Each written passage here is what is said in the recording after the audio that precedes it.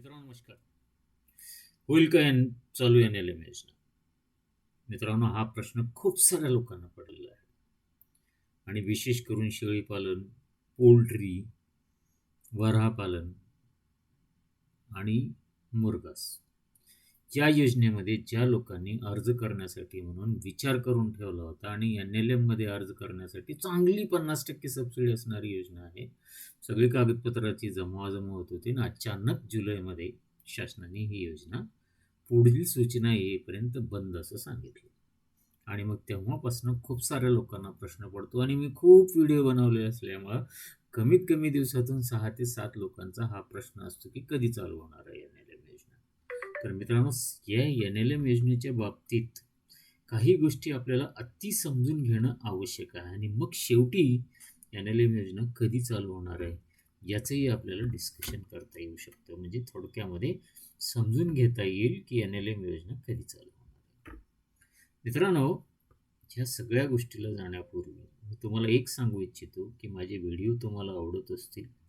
उद्योगाच्या बाबतीमध्ये जेवढे काही इन्फॉर्मेशन देता येईल तेवढी इन्फॉर्मेशन आमच्या चॅनलवरनं म्हणजे ई कप्ते यूट्यूब चॅनलवरनं तुम्हाला दिली जाते. म्हणून या चॅनलला सबस्क्राईब करून ठेवा, लाईक करत चला येणाऱ्या व्हिडिओचा. फक्त उद्योगाच्याच बाबतीमध्ये पण नाही तर जनरल अवेअरनेस जे काही होणं गरजेचं आहे. म्हणजे प्रत्येक गोष्ट जी ग्रामीण भागातल्या शहरी भागातल्या लोकांना माहिती असणं आवश्यक आहे, ती सगळी माहिती आम्ही तुमच्याकडून घेऊन येत आहोत. तर मित्रांनो, आता आपण मूळ मुद्द्याकडे वळू की काय आहे NLM योजना आणि कधी चालू होणार आहे. आता NLM योजना काय आहे हे आपल्याला माहितीच आहे आणि जर माहिती नसेल कोणाला, जर नवीन वाटत असेल तर त्यांनी वरच्या आय बटनला क्लिक करून ते सगळे व्हिडिओ बघायला हरकत नाही. आता मित्रांनो, समजून घेण्यासाठी म्हणजे NLM योजना चालू होईल का आणि कधी चालू होईल थोडंसं हे समजून घेणं आवश्यक आहे की मित्रांनो, महाराष्ट्राचं, फक्त आपण महाराष्ट्राचं बोलतोय, पूर्ण भारताचं नाही. महाराष्ट्रात तुम्ही बघत असाल तर सध्याची कंडिशन काय आहे तर मित्रांनो, या योजनेत एलिजिबल प्रोजेक्ट किती होते तर 690. म्हणजे भारत सरकारकडं महाराष्ट्र शासनाने पाठवलेले प्रस्ताव जे एलिजिबल आहेत म्हणजे योजनेप्रमाणे करता येऊ शकतात, रेकमेंड केलेले म्हणजे कोणी राज्य सरकारने म्हणजे महाराष्ट्र शासनाने एलिजिबल केलेले प्रोजेक्ट किती आहेत तर 690 आहेत मित्रांनो. आणि ह्याची किमतीमध्ये वगैरे आपण जायचं न जाता, कारण त्यात वेळ जाईल, किमती तुम्हाला समोर दिसते तुम्ही बघू शकता. पण यापैकी म्हणजे 690 आत्तापर्यंत बरं का, तुम्ही बघत असाल तर हे अपडेटेड कधी 4 डिसेंबर 2025 म्हणजे आज रोजीची अपडेट आहे. तर मित्रांनो, 690 एलिजिबल प्रोजेक्ट हे केंद्र शासनाकडे गेले. कोणी रेकमेंडेड बाय स्टेट म्हणजे स्टेटनी पाठवले. त्यापैकी महाराष्ट्रातले किती प्रोजेक्ट अप्रूव्ह केले DAHD म्हणजे department of animal husbandry Bharat सरकारने तर 366 अप्रूव्ह केले. बघा मित्रांनो, 690 पैकी 366 अप्रूव्ह केले कोणी, केंद्र शासनाने. आता 690 306 म्हणजे 324 जवळ प्रस्ताव आणखी केंद्र शासनाकडे महाराष्ट्राचे अप्रूव्हल होण्यासाठी पेंडिंग आहेत.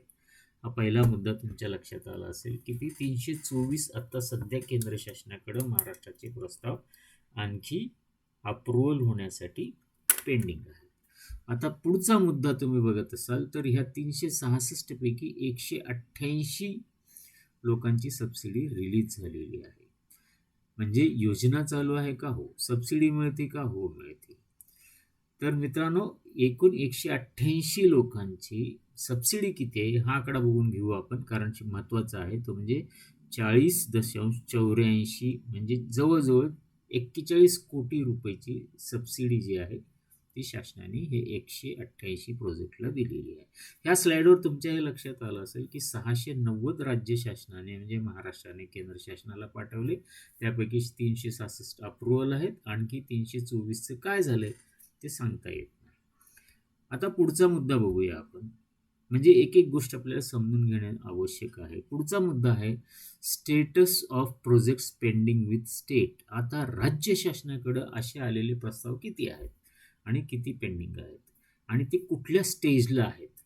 तर बघा, पहिलं स्टेज जे आहे SIA इन प्रिन्सिपल स्क्रीनिंग 1403, म्हणजे हे अर्ज सादर झालेले आहेत, याची स्क्रीनिंग चालू झालेली आहे. म्हणजे थोडक्यात पहिलं अप्रुव्हल आणखी मिळालेलं नाही किंवा त्या प्रोसेसमध्ये आहेत. असे एकूण 1403 म्हणजे 1400 जवळजवळ प्रस्ताव आत्ता राज्य शासनाकडे आहेत, ज्याची इन प्रिन्सिपल स्क्रीनिंग चालू आहे.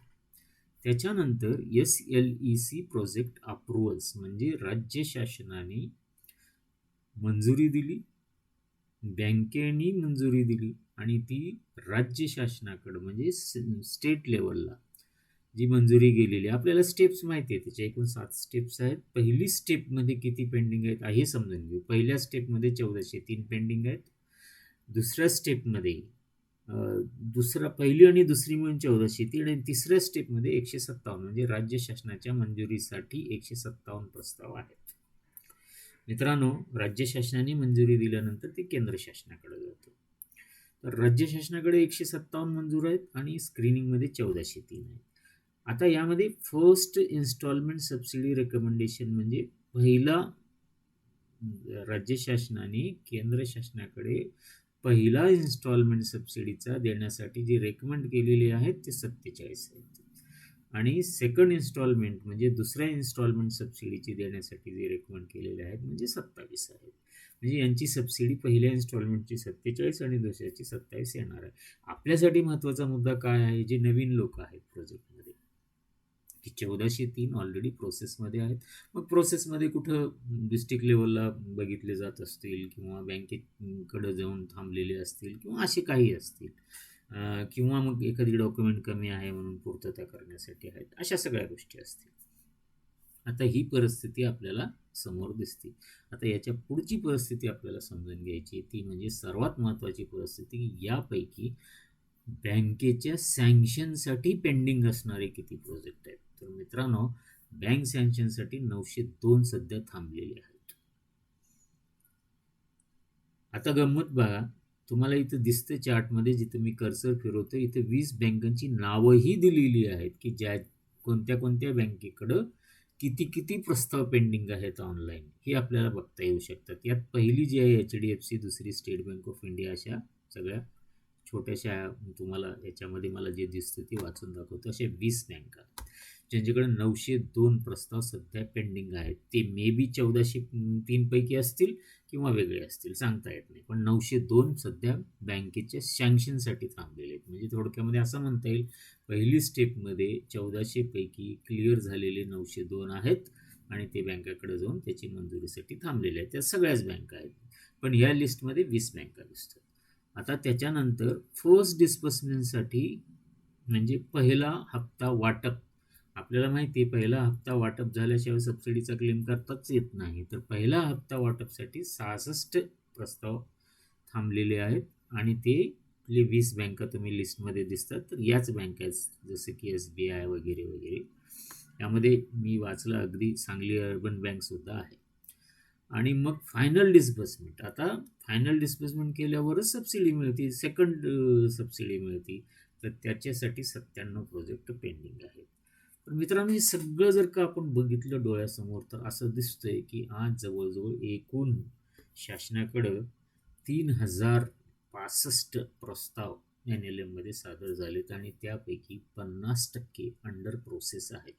म्हणजे जवळ 1400-1500 अंडर प्रोसेस आहेत.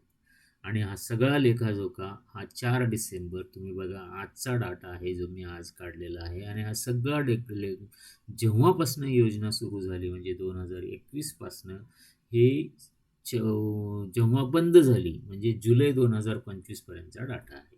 म्हणजे या 4 वर्षामध्ये जे काही प्रोसेस झालं, त्या प्रोसेसमध्ये एकूण यांच्याकडं सादर झालेली, ऑनलाईन सादर झालेल्या अर्जाचा विचार केला तर जवळजवळ 3000 आहेत. आणि त्याविषयी असं म्हणायला हरकत नाही की 50%ची कुठं ना कुठं प्रोसेस झालेली आहे आणि 50% आणखी पेंडिंग आहे. तर मित्रांनो, हे 50% जे प्रोसेसमध्ये अजूनही पेंडिंग आहेत, मला वाटतं, म्हणजे माझं स्वतःचं जे म्हणणं आहे किंवा मला जे वाटतं, की हे जोपर्यंत प्रोसेस होत नाही, त्यातले 50% जवळजवळ कमीत कमी, तोपर्यंत काही NLM पुढे जात नाही असं वाटतं. हे फक्त महाराष्ट्राची स्थिती आहे. पुढं जाईल असं वाटत नाही. म्हणून आपल्याला वाट पाहावी लागेल का? तर येस, वाट पाहावी लागेल. आणि ज्या लोकांचे पेंडिंग केसेस आहेत, जे 1400, मी आता परत एकदा तुम्हाला ती स्लाईड दाखवतो, की जे 1403 जे पेंडिंग आहेत, यातल्या लोकांनी जास्तीत जास्त हातपाय हलवले आणि लवकरात लवकर प्रोसेस केली आणि बँकांनी लवकरात लवकर पुढं प्रोसेस करून जर केली तर ही स्पीडनी हे जाऊ शकतं. मित्रांनो, माझ्या व्हिडिओमध्ये कुठलेही किंतु परंतु न ठेवता मी परखडपणे माझं मत तुमच्यासमोर मांडत असतो. हे परखड माझं मत आहे की या NLMमध्ये आपल्याला वाट पाहावी लागणार आहे आणि ज्यांची काही अशी मध्ये कुठंतरी अडकलेले असतील त्या लोकांनी काही हवं असेल तर मला व्हॉट्सअप करायला हरकत नाही.